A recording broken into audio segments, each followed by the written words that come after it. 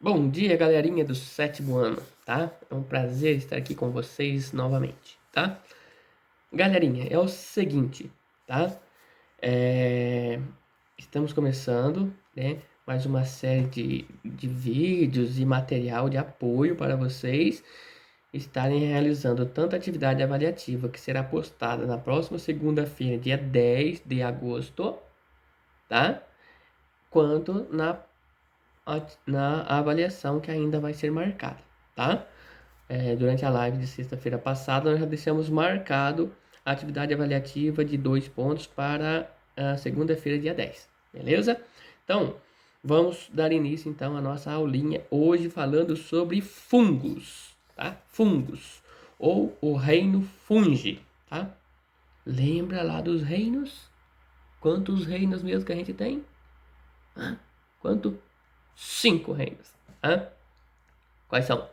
Reino, opa, reino Monera, reino Fungi, reino dos protistas, né, dos protozoários, né, o reino animal e o reino vegetal, tá?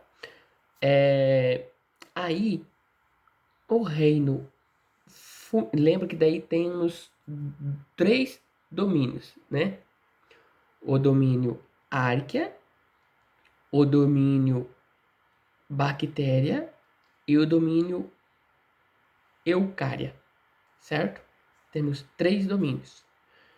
As bactérias pertencem a 2 domínios diferentes, né? O domínio Archaea, que é a bactéria primitiva, e o domínio Eubactéria, que é a bactéria mais são as bactérias mais evoluídas, vamos dizer assim. Não é a palavra mais adequada, mas digamos que assim, tá? Certo?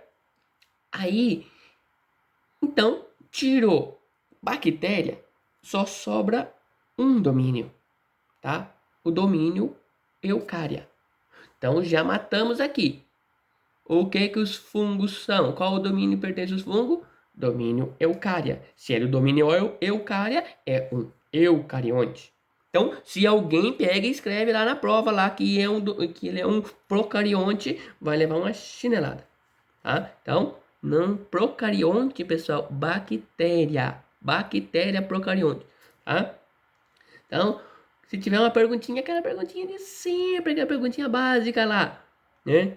Quanto a organização celular, blá, blá, blá, blá, os fungos pertencem lá, que tipo de célula lá que o fungo tem, né? Ele é procarionte ou eucarionte? Eucarionte. Por quê? Porque as suas células possuem uma membrana nuclear que envolve o núcleo, tá? E tem também membranas em volta das organelas, que a gente fala pouco disso, mas tem, tá? O mais importante é que tem uma membrana nuclear, mas tem outras membranas também que envolvem as outras organelas dele.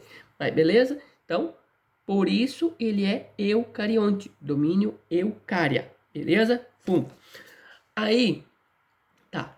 Os fungos podem ser divididos em mofos e bolores, tá? Mofos e bolores juntos, cogumelos e leveduras, tá?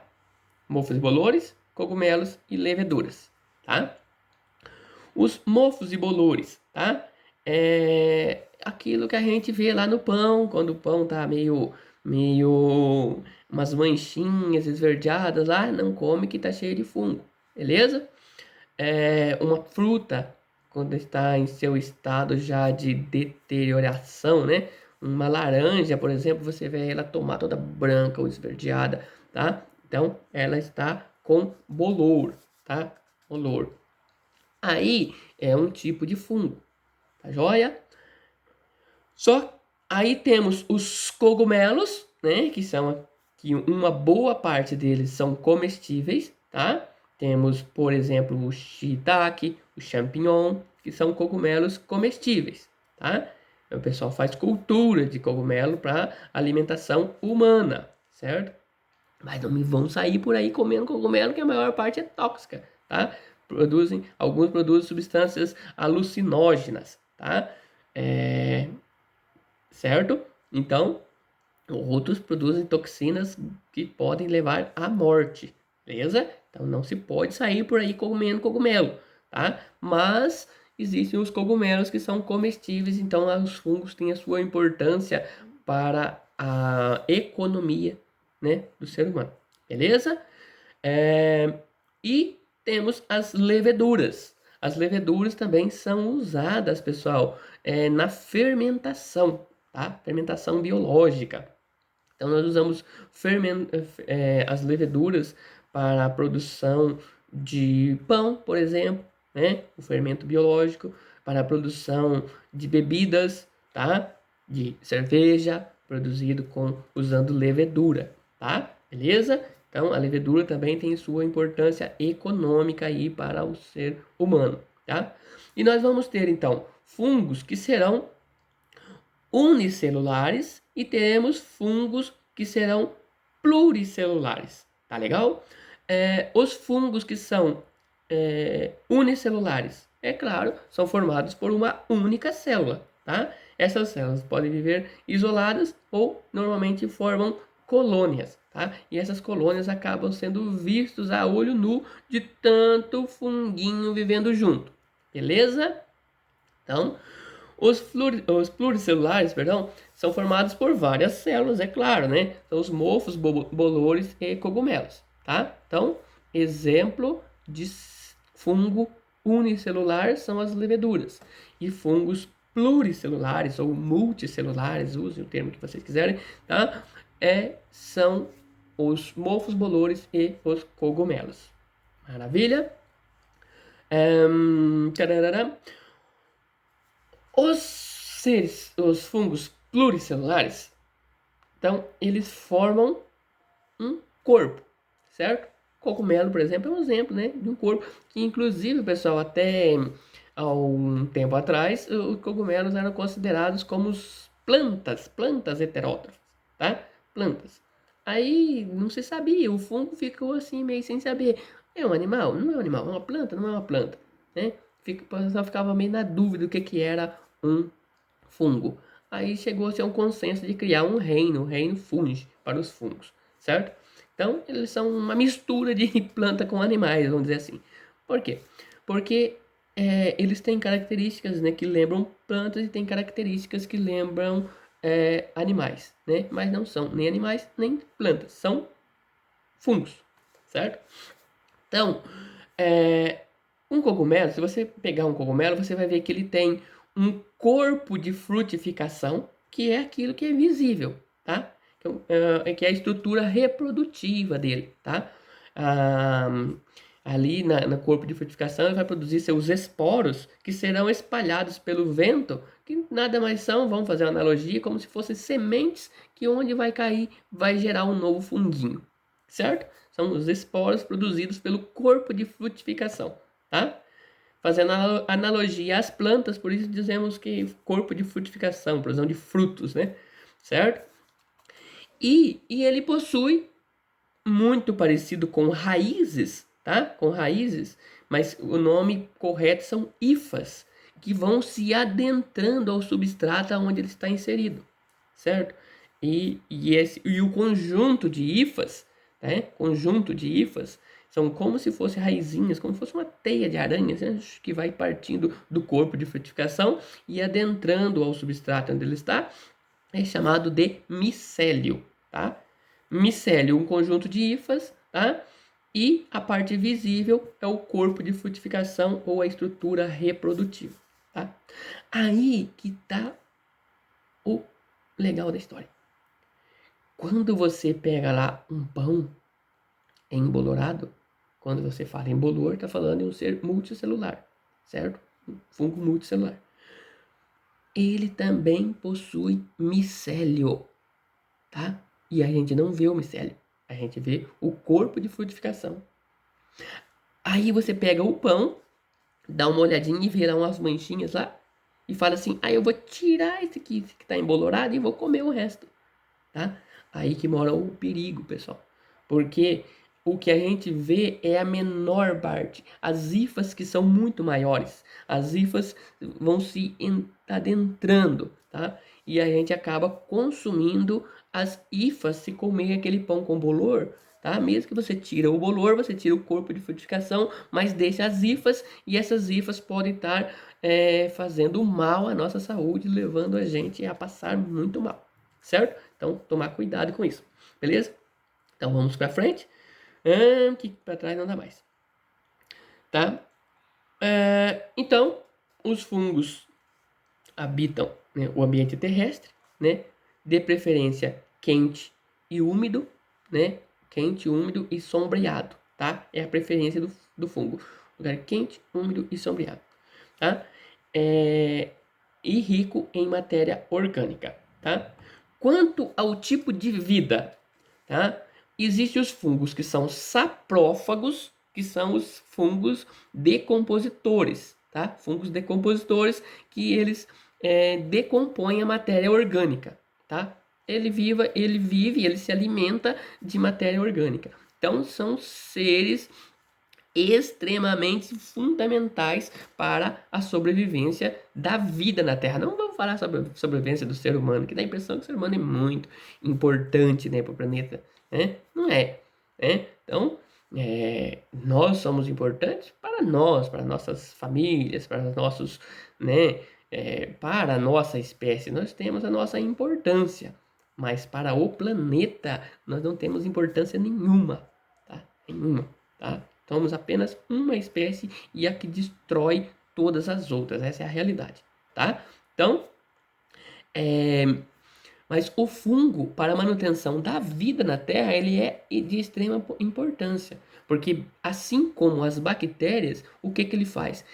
Uma boa parte dele, os saprófagos, por exemplo, ele vai pegar a matéria morta, matéria orgânica morta, e vai decompor em pequenas partezinhas, vai deixar cada vez menorzinho para que ele se alimente, tá? E, e, e vai transformar esse nutriente para ele e também vai deixar no ambiente, vai reciclar aquele material, tá? Para ficar útil para outros seres utilizá-los novamente. Olha só que legal, tá?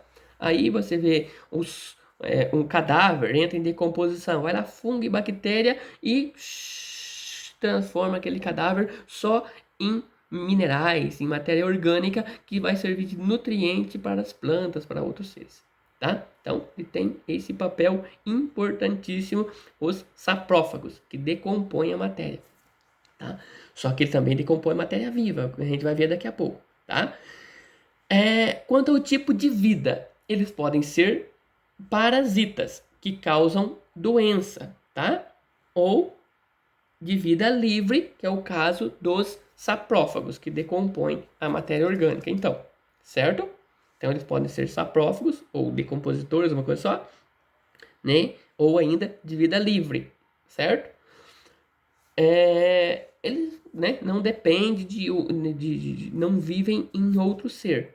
Já os parasitas, eles precisam de um outro ser para ele viver, de outro ser vivo, tá? Então, os parasitas, eles podem parasitar, né?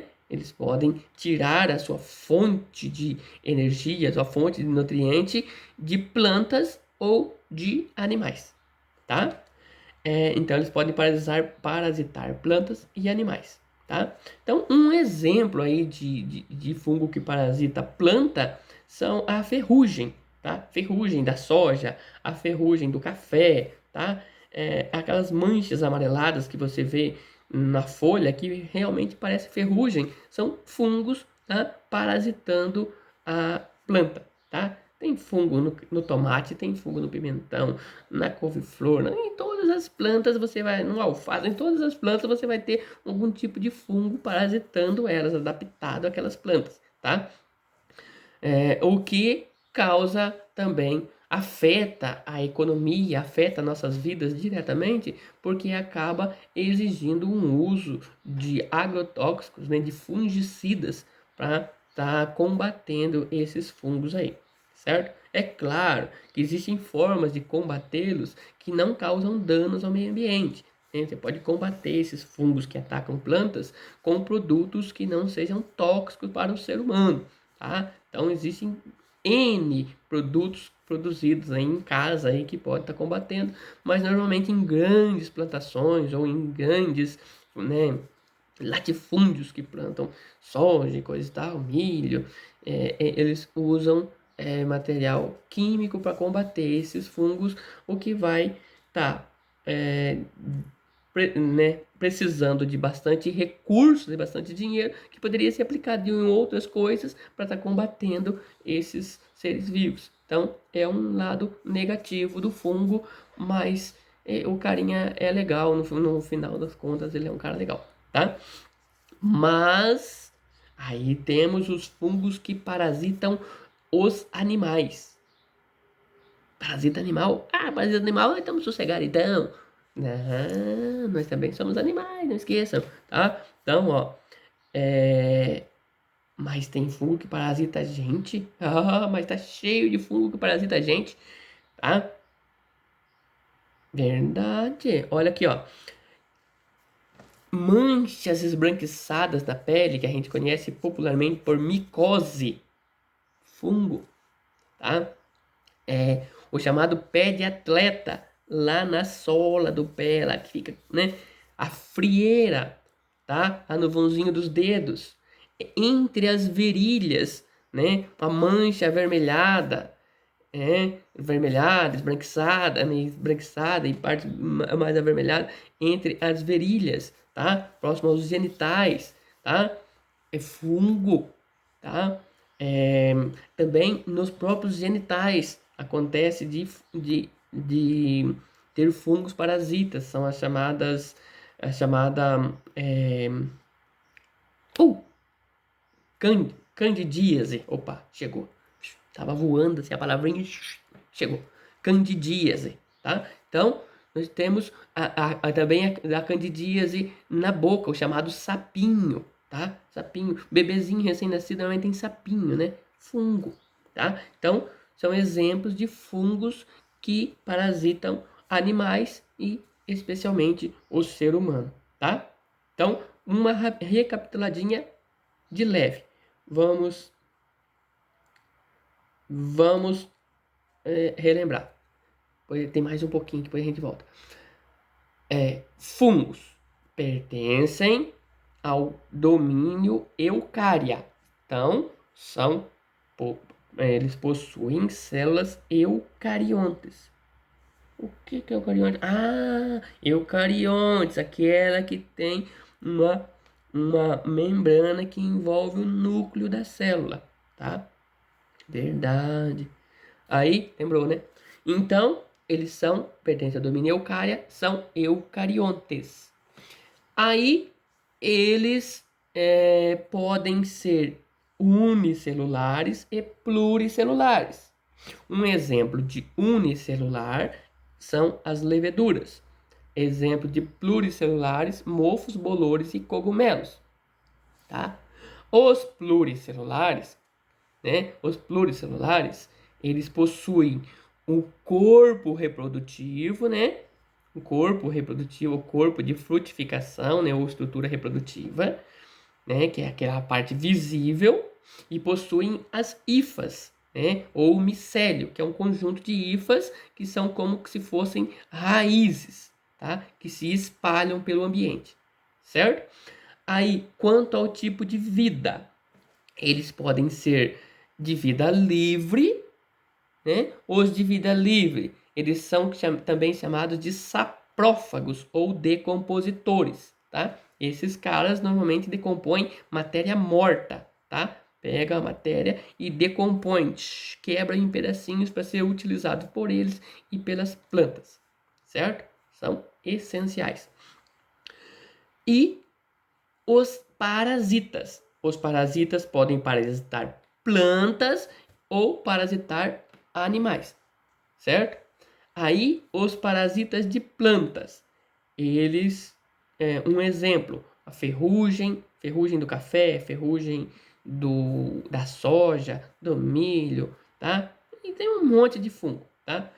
E parasitar animais, inclusive o ser humano, um exemplo, a micose ou a candidíase também, tá? Dois exemplos de fungos que que parasitam o ser humano, tá?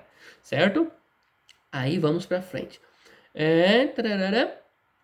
Aí ainda temos os fungos que vivem em um sistema de mutualismo. Quem se lembra o que é o mutualismo?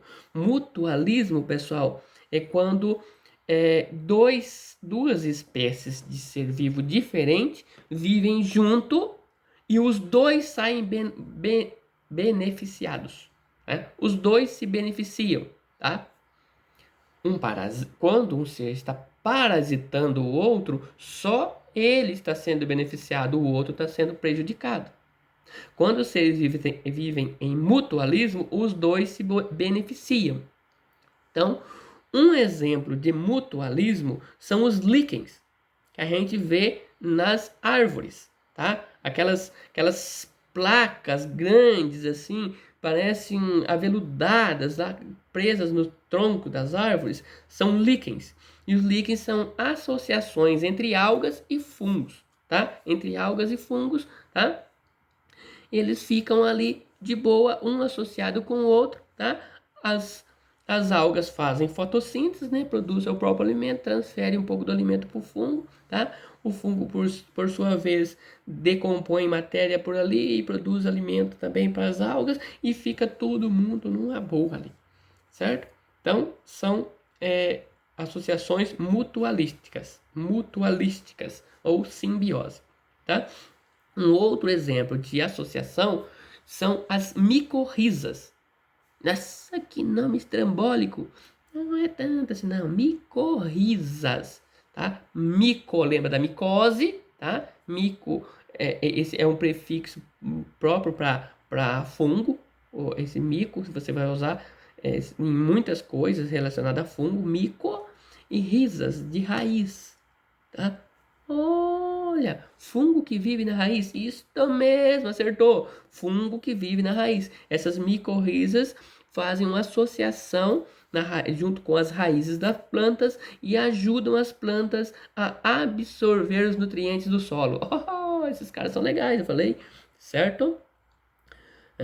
Dá uma olhadinha lá nos slides, eu acho que tá no 42, se eu não estou enganado, que tá falando sobre isso aí, beleza? Aula 42, tá? Tá bom? Então eles podem ainda viver isolados, né?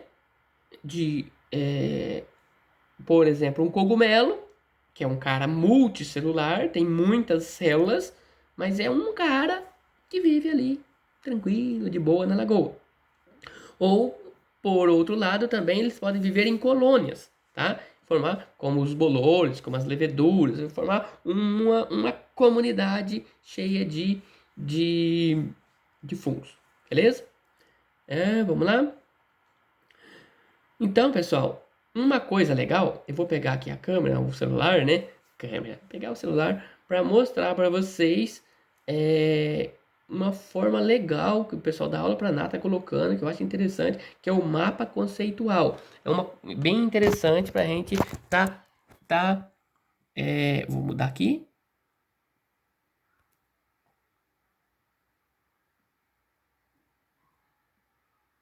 Muda. Epa.